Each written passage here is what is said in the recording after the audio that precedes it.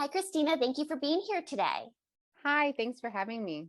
So I want to start off right off the back of what tips do you have parents for teaching children about how to handle anxiety and fear? I have kind of two main approaches for parents to help their children handle their anxiety and fear. And the first one is modeling. And basically, I think so often we parents try and keep our stuff together and keep our own challenges internal or just between the couple. And we don't like to let a lot of that trickle down to our kids. But really, if we can take age appropriate and thematically appropriate examples to guide our children through and show how we're processing our own anxieties and fears, that can be really helpful. A lot of times our kids feel very isolated and alone in their experience, and they see their parents as very put together. And so they're like, oh my gosh, I'm the only person in the world that has this fear or this worry. I'm not going to say anything. I'm going to keep it inside because everyone else seems to have it together.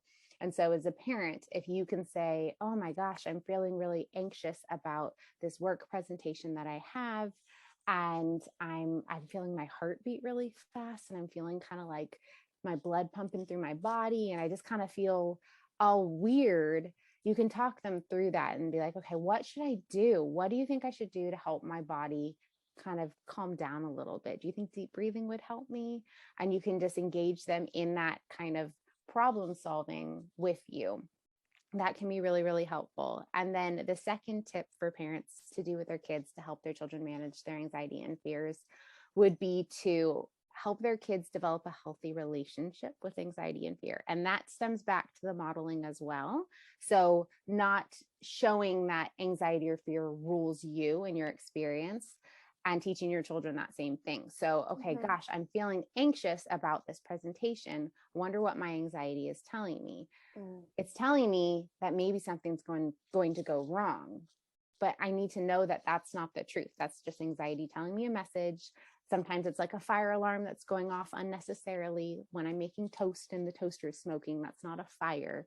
And I can tell myself, you know what? Okay, thank you for that information, anxiety. And I'm going to decide what I do with it. And so helping your children recognize a fear that they have. Oh, you're really nervous for the first day of school. So your anxiety is telling you that you're unsure of what's going to happen, that maybe you're nervous about making new friends.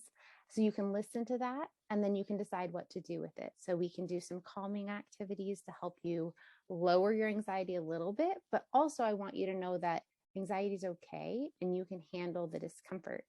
So we'll breathe through it. Maybe we'll read a book about the first day of school. We'll talk about it. We can even draw down what your fears or worries are, and then know that you'll be okay and that your anxiety will pass. So I think if we can help model a healthy relationship with anxiety and help guide our children through developing their own healthy relationship, I mean, we're just setting them up for success, because we all have anxiety at different points in our life. And it's good to know that. And it's really helpful to know that. So what about, because there's a difference between clinical anxiety and then having stress. And then there's all of the other options in between. So what are some signs of like age appropriate anxiety, and then when it's on the other end of the spectrum, and how do we know the difference?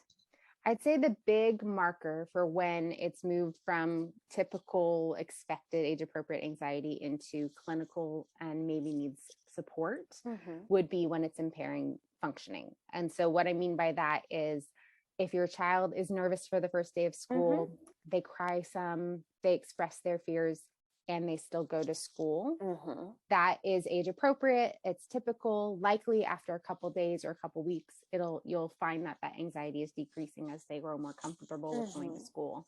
If it actually starts to build and they're becoming avoidant, I don't want to go to school, you can't make me, locking themselves in their room or the bathroom, refusing to do any of the morning activities that gets them ready for school, then you're looking at something that probably needs a little more support.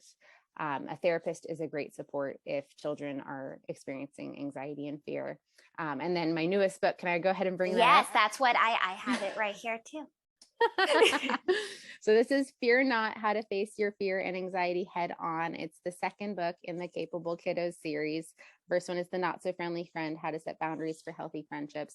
But this book is great for kids and teens and adults, anyone. It's a picture book, but the messaging's all the same. And it's about how we confront our fears and anxieties instead of running and hiding from them.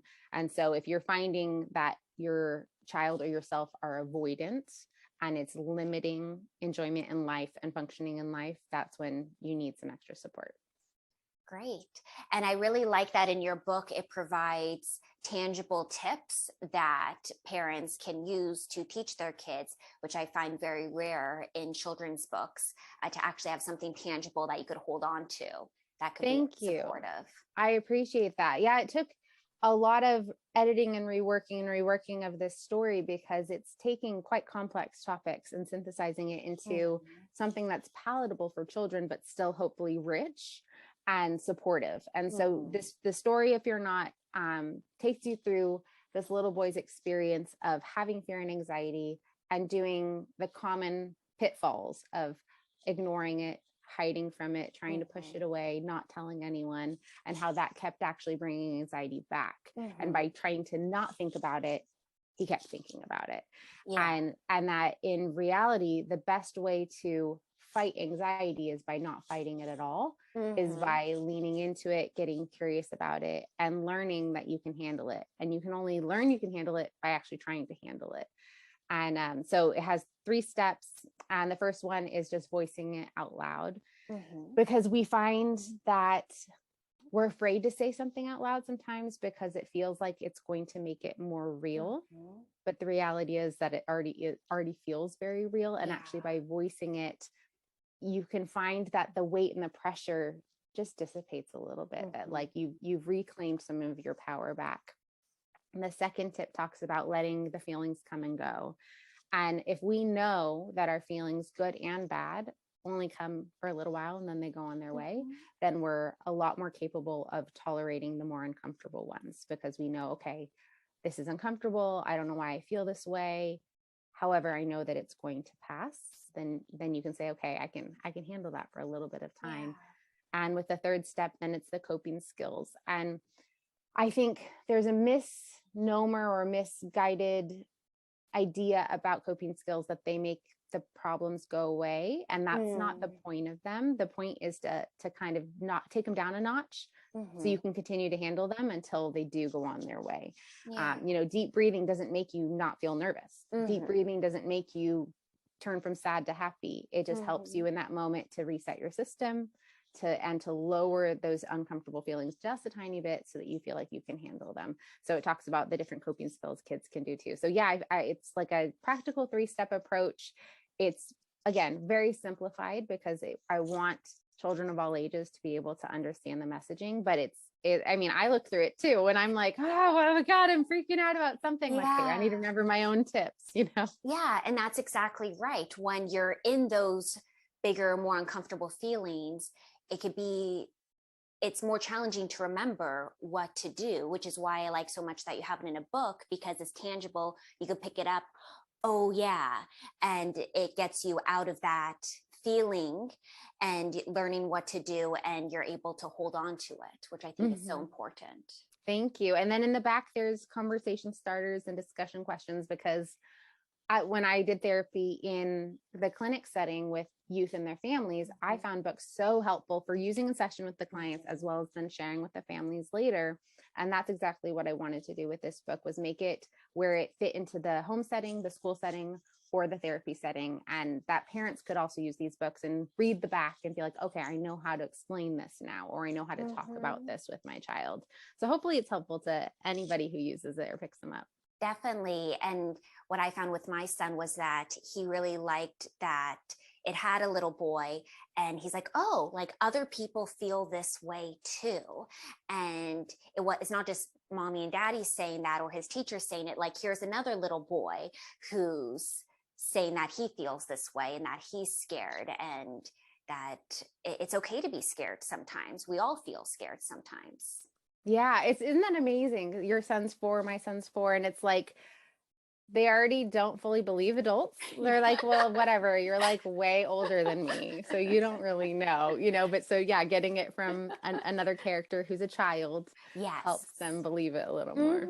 Yeah, definitely. So I'm wondering, do you find that physical activity helps with fear and anxiety? I think physical activity is beneficial across the board. When I talk with clients that have depression or anxiety, I like to make sure that their nutrition is on point, their sleep is on point, and their movement is on point. And what I mean by that, it doesn't mean you have to go out and change your whole diet or change your whole lifestyle, but I want to make sure you're eating in regular intervals, healthy food more often than not, nutrition fueling your body. With sleep, same thing. That's hard to come by as a parent sometimes. Yeah. Kids come in the room in the middle of the night, or kids wake up in the middle of the night. Babies wake up all throughout the night. But if you can pay attention to how much sleep you're getting, try and support yourself in different ways. So maybe it's going to bed a little earlier. Maybe it's catching a nap if you can during the day. Those sorts of things are really helpful. And then with movement, the more we can be active and get our blood pumping and our feel-good hormones firing, in a better mood state we will be. So with that, if you're having anxiety, I think being physical is really helpful. And that can be as simple as taking a walk outside. Also, vitamin D on your skin is really beneficial for mood regulation. So a walk outside is great. If you're having anxiety because of a moment that's about to happen, like an event or a big situation, somatic kind of shakeout can be really helpful, just to kind of release some of that pent up energy that is coursing inside your body and kind of get it out. And it's amazing how relieved you can feel afterwards of doing like a little shakeout of your body. I do them before news interviews. Same. And I'm sure that you also discuss boundaries in the nutrition, the sleep, and the exercise as well, which goes back to your other book. And I remember when you were pregnant, sharing, we would be texting and you'd say, well, I'm going to go take a nap now, Michelle, so I'll talk to you later. And you would set that boundary of, I'm going to sleep and we'll chat later.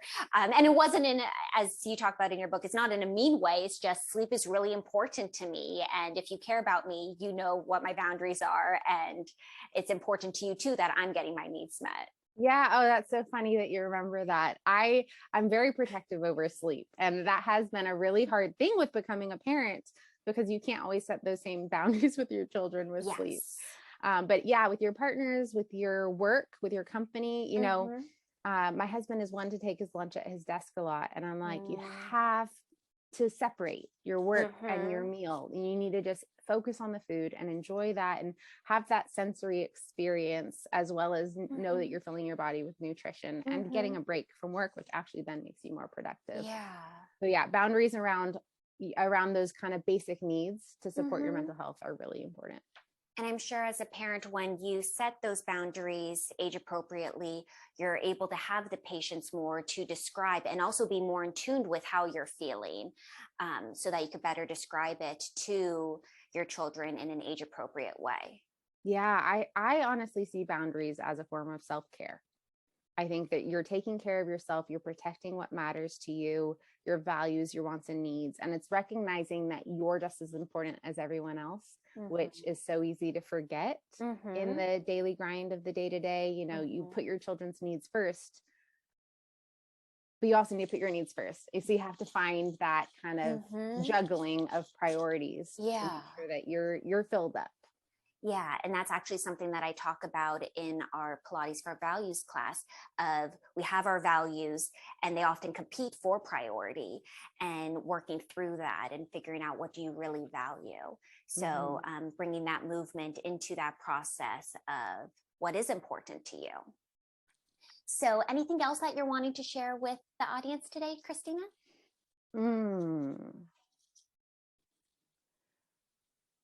I feel like, just like you were saying, Michelle, taking care of yourself allows you then to check in with yourself. And with any mental health concern, depression or anxiety, we have to recognize that we're having challenges in order to be able to do anything about them. Inherently, anxiety and depression are disorienting, because one of the key symptoms is a lack of concentration and focus, and that can be even within your own system. So one of the ways that I like to recognize that in myself, as well as I like to ask my clients, is the kind of wording of not like, oh, are you crying every day? I mean, all the symptoms are important, like crying every day.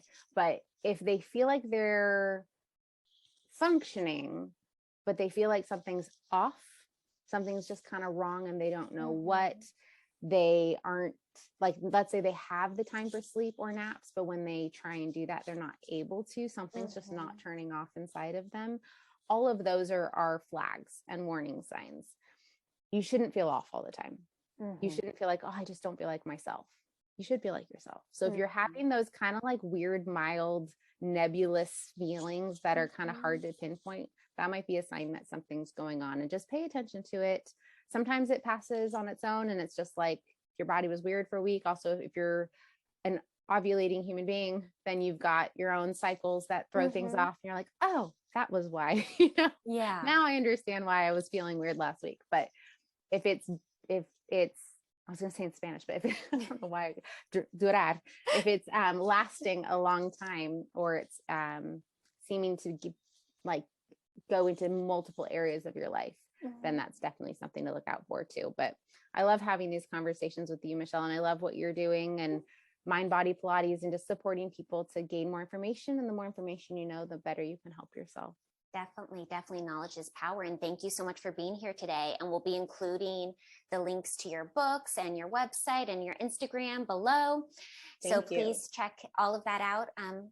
And to learn more about Christina. And if you haven't yet, please subscribe to Mind and Body Pilates, a wellness approach.